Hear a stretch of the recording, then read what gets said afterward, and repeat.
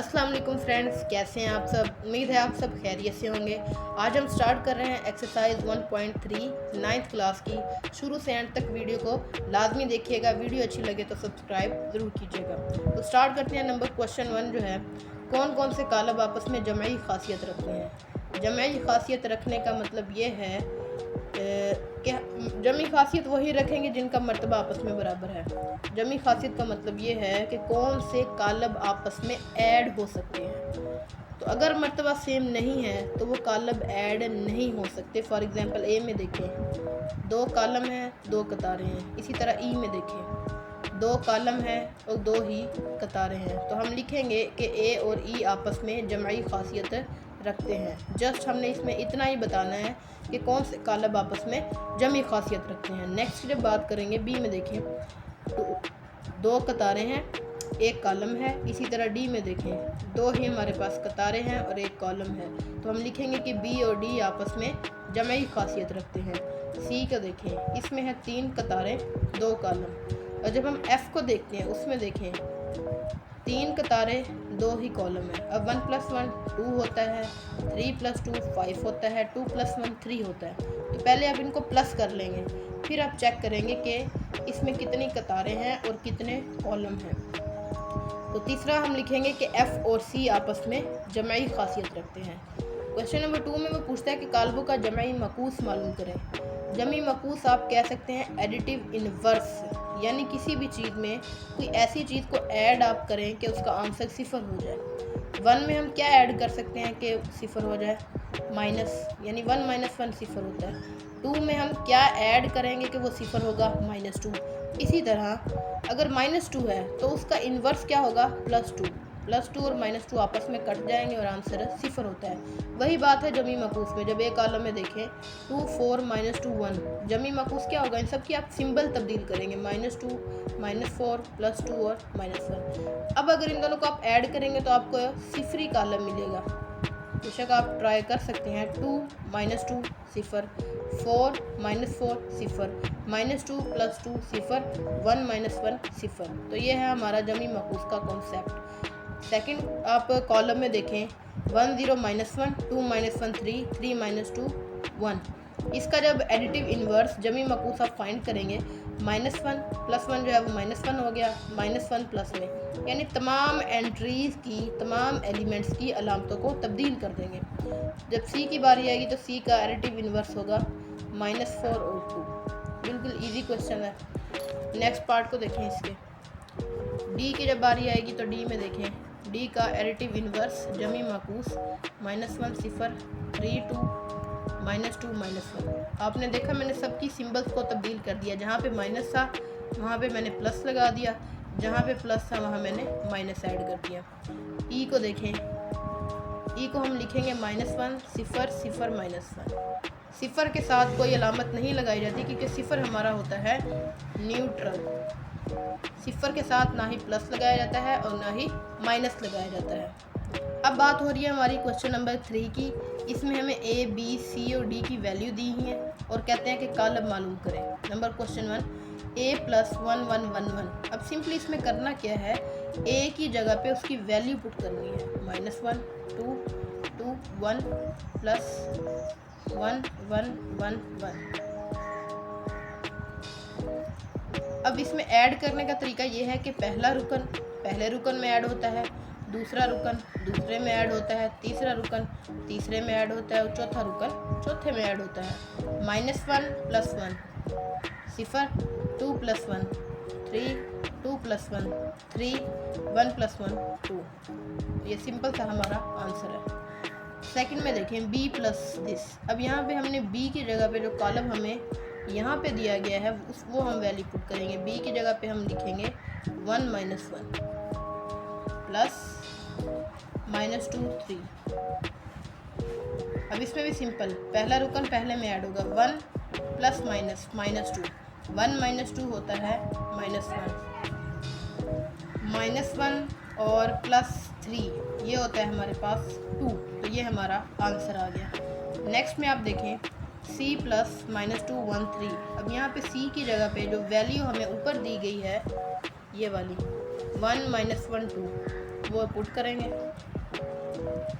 Plus -2 1 3 simple. पहला रुकन पहले में ऐड होगा 1 -2 -1 -1 + 1 0 2 + 3 होता है 5। तो ये हमारा आंसर है। डी में आप देखें तो यहाँ पे डी जो दिया हुआ है, डी की जगह पे डी की वैल्यू जो आपको क्वेश्चन में दी हुई है वो पुट करेंगे। 1 2 3 -1 0 2 प्लस करेंगे इसके साथ 0 1 0 2 0 1। अब इनको सिंपल प्लस करेंगे। 1 + 0 1 होता है, 2 + 1 3 होता है, 3 + 1 3 + 0 3 -1 + 2 1। अब यहाँ पे 1 प्लस का आएगा, क्यों? बड़ी रकम के साथ प्लस है। 0 + 0 0 हो गया, 2 + 1 3 हो गया। तो ये हमारा आंसर है। क्वेश्चन नंबर 5 में देखिए 2a। जिन दो चीज़ों के दरमियान कोई अलामत नहीं होती वो आपस में होती है मल्टीप्लाई, यानी हमने 2 को मल्टीप्लाई करवाना है ए कॉलम के साथ। तो ए कॉलम हमें ऊपर दिया हुआ है -1 2 2 1। अब वो वैल्यू हम इसको मल्टीप्लाई करवा देंगे। 2 ज़रब -1 -2, 2 ज़रब 2 4, 2 ज़रब 2 4 और 2 1 ज़ा 2। अब ये जो 2 है वो हमने हर एक के साथ मल्टीप्लाई करवाना है, चारों रकमों के साथ। अब नेक्स्ट पार्ट की बारी है हमारी -1 × b। अब इसका मतलब है कि -1 को हमने मल्टीप्लाई करवाना है b के साथ। अब b की वैल्यू मैंने ऊपर लिख ली है, सिंपल। -1 मल्टीप्लाई बाय 1 ये होता है -1 -1 मल्टीप्लाई -1 ये हो गया +1। सिंपल सा क्वेश्चन। नेक्स्ट क्वेश्चन है -2c, यानी -2 को मल्टीप्लाई करवाएंगे c कॉलम के साथ। 1 -1 2 -2 1 -2 माइनस प्लस 2 1 ज़ा 2 माइनस प्लस माइनस 2 2 ज़ा 4। अब ये जो माइनस है वो इनकी अलामतें भी तब्दील करेगा और उनके साथ मल्टीप्लाई भी होगा। 3d यानी 3 × d 1 2 3 -1 0 2। तो ये हो जाएगा 3 1 ज़ा 3 3 2 ज़ा 6 3 3 ज़ा 9 3 × -1 -3 3 × 0 0 3 × 2 6। लास्ट वन है 3c। 3c की वैल्यू जो हमें ऊपर दी हुई है 1 - 1 2 1 - 1 2 3 1 ज़ा 3 3 ज़रब -1 -3 3 × 2 6। तो ये हमारा हो गया क्वेश्चन नंबर 3 कंप्लीट। तो अब हम बढ़ते हैं क्वेश्चन नंबर 4 की तरफ। तो ये है हमारा क्वेश्चन नंबर 4। इसमें कहता है कालमों के जमी और तफरीकी अमल की मदद से हासिल कालम मालूम करें, यानी जो प्लस हो रहा है उसे प्लस करें, अगर माइनस हो रहा है माइनस करें और रिज़ल्ट हमारे पास शो कर रहा है। ये पहला क्वेश्चन है। अब इसमें क्या होगा, सिंपल प्लस करना है। पहले ब्रैकेट को सॉल्व किया जाता है। 1 + 0 1 0 + 2 2 2 + 3 0 + 3 3 और 1 + 0 1 होता है।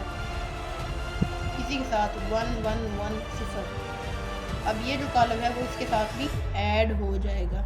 1 + 1 2 2 + 1 3 3 + 1 4 1 + 0 1। Next question number 2। अब इसमें पहले इन दोनों को प्लस करेंगे, फिर उसके साथ माइनस किया जाएगा। कैसे लिखेंगे, 1 + 0 1 0 + 2 2 0 + 3 3 1 + 0 1 माइनस।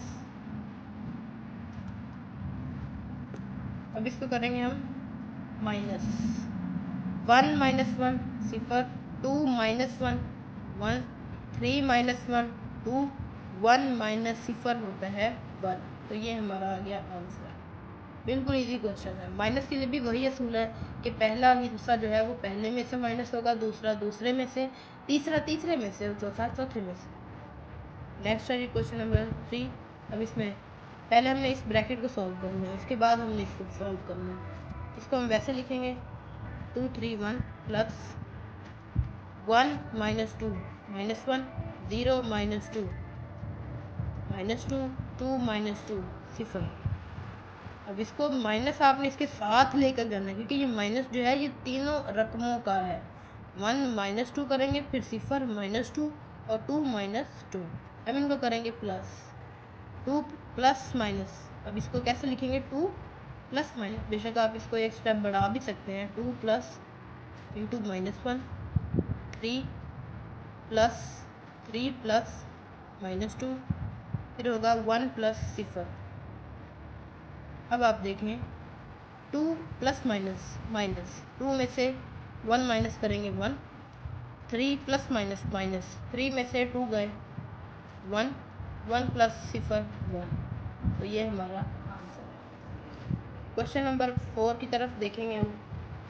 इसमें भी सिंपल हमने प्लस करना है। इसमें ज़रा मर्तबा थोड़ा इस कॉलम का बड़ा है, 3 कतारें हैं, 3 कॉलम है। काम इसमें भी वही है कि पहला रुकन पहले में जमा होगा, दूसरा दूसरे में, तीसरा तीसरे में। +1 प्लस में 2, 2 प्लस 1 3, 3 प्लस 1 4, -1 प्लस 2 -1 प्लस 2, ये हो गया 1।